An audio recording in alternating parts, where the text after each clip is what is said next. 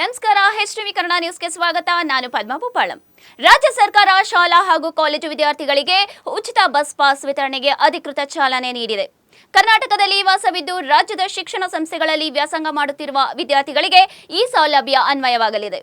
ಅರ್ಹ ವಿದ್ಯಾರ್ಥಿಗಳು ಬಸ್ ಪಾಸ್ಗಾಗಿ ಸೇವಾ ಸಿಂಧು ಪೋರ್ಟಲ್ ಮೂಲಕ ಅರ್ಜಿ ಸಲ್ಲಿಸಲು ಸರ್ಕಾರ ಆದೇಶ ನೀಡಿದೆ. ಶಿಕ್ಷಣಕ್ಕೆ ಹೊಸ ಉತ್ತೇಜನ ಮತ್ತು ವಿದ್ಯಾರ್ಥಿಗಳ ಭವಿಷ್ಯಕ್ಕಾಗಿ ಮಾಡಿರುವ ಈ ಯೋಜನೆ ಕುರಿತು ಹಾಸನದ ವಿದ್ಯಾರ್ಥಿಗಳು ಮಿಶ್ರ ಪ್ರತಿಕ್ರಿಯೆ ನೀಡಿದ್ದು, ಬಸ್ ಪಾಸ್ಗಿಂತ ಮುಖ್ಯವಾಗಿ ಬಸ್ಗಳ ವ್ಯವಸ್ಥೆ ಸರಿಯಾಗಿ ನೀಡಿ ಎಂದು ಕೆಲ ವಿದ್ಯಾರ್ಥಿಗಳು ಅಭಿಪ್ರಾಯಪಟ್ಟಿದ್ದಾರೆ. ಈ ಬಗ್ಗೆ ನಮ್ಮ ರಿಪೋರ್ಟರ್ ಹರ್ಷಿತಾ ಹೆಚ್ಚಿನ ವರದಿಯನ್ನು ನೀಡಿದ್ದಾರೆ. ಶಾಲಾ ಕಾಲೇಜು ವಿದ್ಯಾರ್ಥಿನಿಯರಿಗೆ ಇದೀಗ ಉಚಿತ ಬಸ್ ಪಾಸ್ ವಿತರಣೆ ಮಾಡುವಂತಹ ಒಂದು ಯೋಜನೆಯನ್ನ ಕರ್ನಾಟಕ ಸರ್ಕಾರ ಜಾರಿಗೆ ತಂದಿದೆ. ಇದು ನಮ್ಮ ಹಾಸನ ಜಿಲ್ಲೆಯಲ್ಲಿ ಈ ಯೋಜನೆ ವಿದ್ಯಾರ್ಥಿಗಳಿಗೆ ಎಷ್ಟು ಸಹಕಾರಿಯಾಗಿದೆ ಎಂದು ಕೇಳೋಣ ಬನ್ನಿ. ರಾಜ್ಯ ಸರ್ಕಾರ ಕಾಲೇಜು ಶಾಲಾ ವಿದ್ಯಾರ್ಥಿನಿಯರಿಗೆ ಉಚಿತ ಬಸ್ ಪಾಸ್ ವ್ಯವಸ್ಥೆಯನ್ನ ಮಾಡಿಕೊಟ್ಟಿದೆ. ಇದ್ರ ಬಗ್ಗೆ ನೀವೊಬ್ಬರು ಸ್ಟೂಡೆಂಟ್ ಆಗಿ ನಿಮ್ಮ ಅನಿಸಿಕೆ ಏನು? ಆ್ಯಕ್ಚುಲಿ ತುಂಬ ಯೂಸ್ಫುಲ್ ಆಗಿದೆ, ವರ್ತ್ ಇದೆ.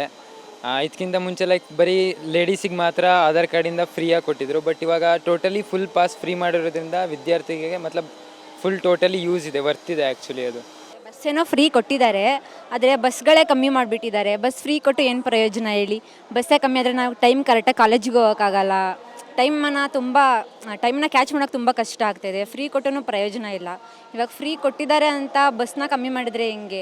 ರಾಜ್ಯ ಸರ್ಕಾರ ಇಷ್ಟು ದಿನ ವಿದ್ಯಾರ್ಥಿನಿಯರಿಗೆ ಮಾತ್ರ ಶಾಲಾ ಕಾಲೇಜು ಮಕ್ಕಳಿಗೆ ಬಸ್ ಪಾಸ್ನ ವಿತರಣೆ ಮಾಡ್ತಾ ಇತ್ತು ಉಚಿತವಾಗಿ.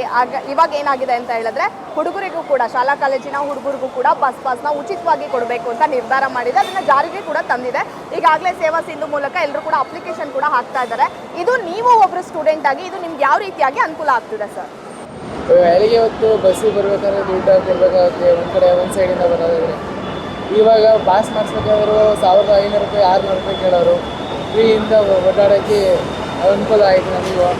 ಯುವಕರಿಗೂ ಕೂಡ ಉಚಿತ ಬಸ್ ಪಾಸ್ ಯೋಜನೆಯನ್ನು ಕೊಟ್ಟಿರುವಂಥದ್ದು. ಇದರಿಂದ ನಿಮ್ಗೆ ಯಾವ ರೀತಿ ಉಪಯೋಗ ಆಗ್ತದೆ ಸರ್? ನಮ್ಗೆ ತುಂಬ ಉಪಯೋಗ ಆಗುತ್ತೆ. ಯಾಕೆ ಅಂತ ಹೇಳಿದ್ರೆ ಸ್ಟೂಡೆಂಟ್ಸ್ಗಳಿಗೆ ತುಂಬ ಹೆಲ್ಪ್ ಮಾಡ್ತಾರೆ. ಸೊ ಲಾಸ್ಟ್ ಏನಾಗಿತ್ತು ಅಂದರೆ ಫೀಮೇಲ್ ಅವ್ರಿಗೆ ಮಾತ್ರ ಫ್ರೀ ಇರ್ತಾಯಿತ್ತು.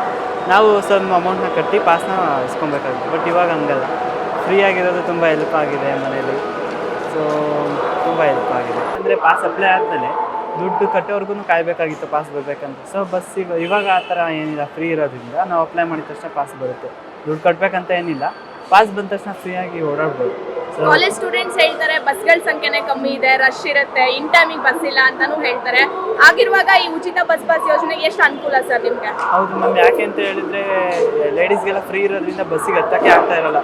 ಸೊ ಇವಾಗ ಬಸ್ ಫ್ರೀ ಇರೋದ್ರಿಂದ ಅವ್ರಿಗೆ ಏನಾದ್ರು ಕಡಿಮೆ ಆದರೆ ಸ್ಟೂಡೆಂಟ್ಸಿಗೆ ಹೆಲ್ಪ್ ಆಗುತ್ತೆ. ಯಾಕೆ ಅಂತಂದರೆ ಅದೇ ಮಹಿಳಾ ಏನೋ ಇದೆಯಲ್ಲ, ಅವರಿಗೆ ಫ್ರೀ ಇರೋದು ಕಡಿಮೆ ಆದರೆ ಬಸ್ಸು ಇನ್ ಟೈಮಿಗೆ ಸಿಗುತ್ತೆ.